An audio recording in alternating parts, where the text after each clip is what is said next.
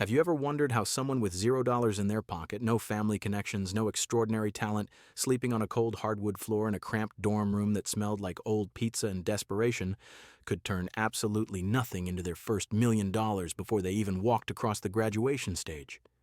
While everyone around them kept saying it was impossible, that you need money to make money, that you need a degree first, that you need permission, that you need luck. Have you ever wondered what separates the person who actually does it from the millions who only dream about it? That question haunted a young man named Elias, a 19-year-old college sophomore who had just been cut off completely by his family, bank account sitting at a brutal 437, no job, no investors, no rich uncle, no viral TikTok, no nothing. Just a burning refusal to accept the story everyone kept handing him that his life was already decided by circumstances he didn't choose. This is the true blueprint of what he did next, the ruthless, no-excuse execution that turned absolute zero into 7 figures in under 3 years. And if you listen closely, you'll discover it's not about secret hacks or overnight miracles. It's about a mindset and a method so simple yet so rare that 99.9% of people will read it, nod, feel inspired for 12 seconds, and then go right back to waiting for permission that will never come. Act 1 ends the moment you realize this could be your story too, if you're willing to stop lying to yourself. Elias woke up on that floor one Tuesday morning in February, the kind of cold that crawls into your bones, and instead of opening another tab to scroll through success porn on YouTube, he asked himself one brutal question. What do I actually control today? Not tomorrow, not when the economy gets better, not when I graduate, not when I finally feel ready. Today. His answer was painfully small. He controlled his attention, his effort, and the next 16 waking hours. That was it. No more, no less. Most people waste those 16 hours waiting for motivation that feels like fireworks. Elias decided motivation is a myth, and what actually moves the needle is disciplined desperation. He opened his cracked laptop, created a free Stripe account, a free Gumroad account, and a free Twitter account, $0 spent, and within 47 minutes had listed his first digital product, a $7 Notion template called the Broke Student Money Tracker. It wasn't revolutionary. It was a simple dashboard he had built for himself the week before to track every single penny because he was terrified of going hungry. He posted the link exactly once on Twitter with the caption, "I have 437 to my name and rent due in 12 days. If this helps one other broke student, it's worth it." Then he shut up and went to class. By the time he walked back to his dorm that evening, 43 strangers had bought it. $301 in a single day from something that took him 2 hours to make once and $0 to sell infinitely. That was the first crack in the illusion that you need permission, funding, or polish to start. But $301 doesn't make you a millionaire. It just proves the game isn't rigged the way they told you it was.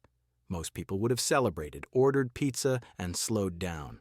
Elias did the opposite. He treated that $301 like evidence in a court case, proving that speed and execution beat talent and resources every single time. He reinvested every cent into a $9 Canva Pro subscription and a $10 domain name and spent the next 72 hours without sleep building something 10 times better. A $27 digital course called Zero to First 1K Online, even if you're broke and unknown. He didn't wait to become an expert. He documented every raw, ugly step he was taking in real time and sold the documentation. People weren't buying information. They were buying proof that someone exactly like them was escaping the trap right now. Launch day, $9,400 in sales, still no ads, no audience, no email list, just relentless creation and ruthless distribution on platforms that were free. Twitter, Reddit, indie hackers, Facebook groups. He posted value first, story second, offer third, every single day without exception. While his classmates were writing papers about theoretical business models, Elias was living the case study. By month 4, he crossed $100K in total revenue, quit his meal plan because he could finally afford real food, moved off the floor into a cheap apartment, and did something most people said was insane. He dropped out, not because he hated school, but because every hour spent in a lecture hall was an hour not spent compounding the only advantage he actually had, which was moving faster than everyone else who was waiting for the perfect moment. The turning point came at month 19, right when he was sitting at $740,000 total revenue, and everyone around him, new friends, followers, even his estranged parents trying to crawl back, kept saying, "You've made it. Slow down. Enjoy it. You're only 21.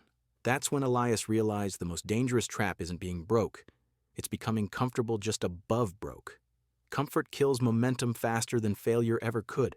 So he did the thing that separated him from the hundreds of thousands who make a few $100K and then disappear. He went all in on leverage. He hired his first 2 employees, virtual assistants paid better than most entry-level jobs, took every dollar he wasn't spending on rent and food, and built a real brand called No Excuse University, a membership that taught the exact systems he used but now updated daily with new experiments. He stopped being the sole creator and started being the curator of an army of executors. The membership launched at 49 months and within 6 weeks had 4,800 members, $235,000 per month on autopilot while he slept. That's when the $1 million mark wasn't a goal anymore. It was inevitable, but here's the realization that changed everything and will change everything for you if you let it. None of this came from talent. None of it came from connections. None of it came from luck. It came from a refusal to participate in the collective delusion that you need permission, resources, or perfect conditions to start. Elias's only unfair advantage was that he treated excuses like the deadly virus they are and quarantined them immediately. Every time his brain whispered, "But I don't have money for ads," he answered out loud, "Then I'll use speed instead." Every time doubt said, "Who are you to teach this?" he replied, "Someone who just did it yesterday." Every time fear said, "What if you fail publicly?" he smiled and said, "Then I'll document the failure and sell that too."